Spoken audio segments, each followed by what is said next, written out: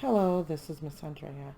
Now that I've crawled out of my Reddit hole, and you noticed in my last two videos, I started reading homeschool stories on Reddit, and by yesterday I was like in full like rawr, do a better job parents mode. Um, I have calmed down, and I have actual useful solutions. So just basically to recap. Um, Reddit's where you see the worst of things, but I was just seeing former homeschoolers really not happy with their current situation in life. And I feel like in this day and age, when so many people homeschool and there are so many huge networks for homeschooling, that there's no reason for a student to feel isolated, and there's also no reason for a parent to isolate a child. There just isn't. And as homeschoolers, we just need to do better. And whoever doesn't agree with that, I got nothing.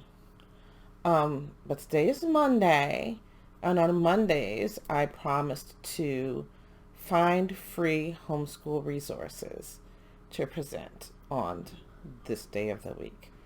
And so, my solution to the whole like Reddit homeschooling sucked, parents did nothing for me, sat curriculum in front of me and told me to do it, and I didn't do it, and now I don't know anything problem is reading.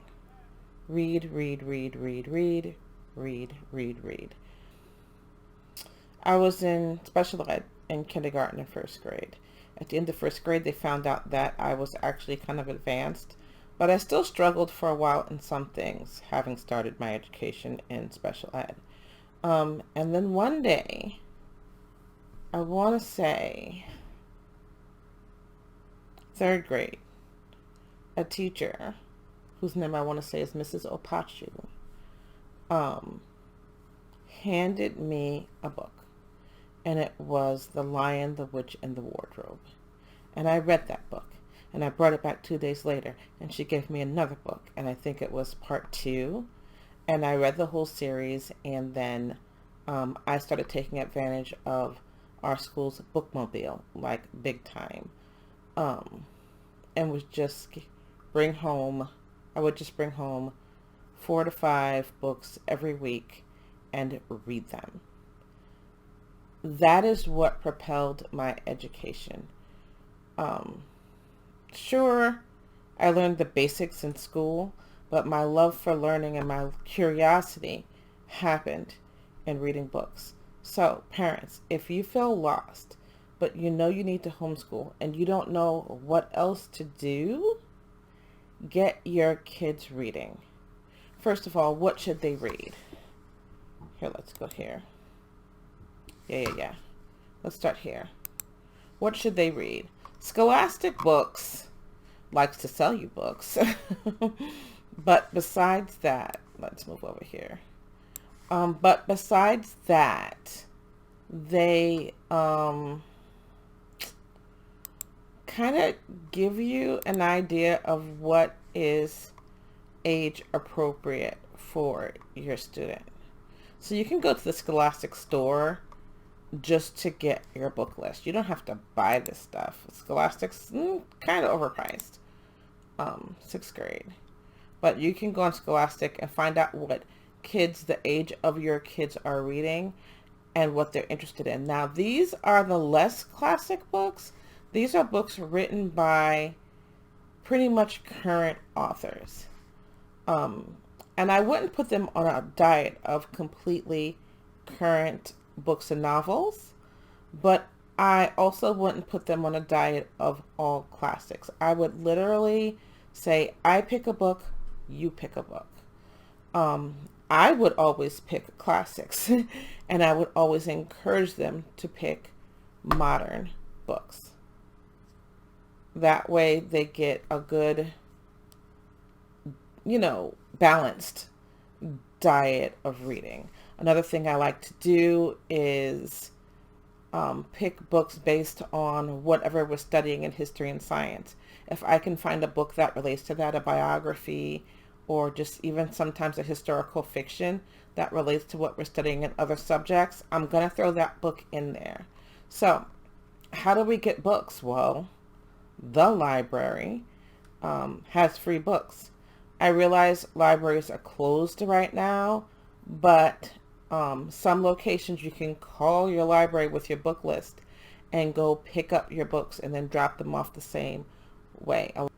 Other libraries have online resources. Actually, they all probably do, where you can read the book online. In absence of library, there's also the Gutenberg project, my favorite thing. I used this all through homeschooling my kids, and I use it now for my students because I might decide a little late that, oh, this book would be a very great addition to what we're learning right now, and I can't tell a parent, run out and buy this book this week so that your kids read it by next Thursday. That's completely unfair. But I can say, here's a link if your kid wants to read this book online. Gutenberg project, you're going to find mostly classic books, and then the library and Scholastic, you're going to find mostly modern books. So there's two easy resources to get a lot of good reading for your child. I like to follow an author personally. So if my child's read Alice Adventures in Wonderland, I'm going to throw several other Lewis Carroll books at them. The same with Adventures of Huckleberry Finn. For middle school, I think, I want to say 5th or 6th grade, my son read every Mark Twain book except for the Screw Tape Letters, because that is a book for older people. Whenever you find a classic, though, Jane Austen, my daughter read everything by Jane Austen. Lewis Carroll, Through the Looking Glass, goes with Alice in Wonderland. Because when they can discuss an author, especially when it comes from an essay, when they can tie together those books and the author's writing style, that they begin to understand writing better, how different authors formulate different books and how they weave this world that you can go play in for a while and then come back out of it and have real life. So that's my tip. That's one of my solutions to the problems that a lot of former homeschoolers are talking about. Not one of them ever said that their parent read to them, with them, or provided any reading material outside of some very stringent and antiquated curriculum. So if we're going to do better, this is where we start. We get them reading. And my students are so sick of me, but I tell my students under age 12 that you need to read 50 pages a day. You know, the really small ones, I don't really have any really small ones. I try to do middle school and up. And then the ones at high school level, I'm like, there's no reason why you can't read 100 pages a day. They look at me like I'm crazy. I'm like, you can start with the big word books, but I'd really like to see you read 100 pages a day. And it's completely possible. I personally am capable of reading 100 pages in 3 hours. If you're not on the computer doing social media, if you're not on the phone, if you're not doing nonsense, you finish your schoolwork quickly, you can read 100 pages a day. No. Yeah, it's a lot.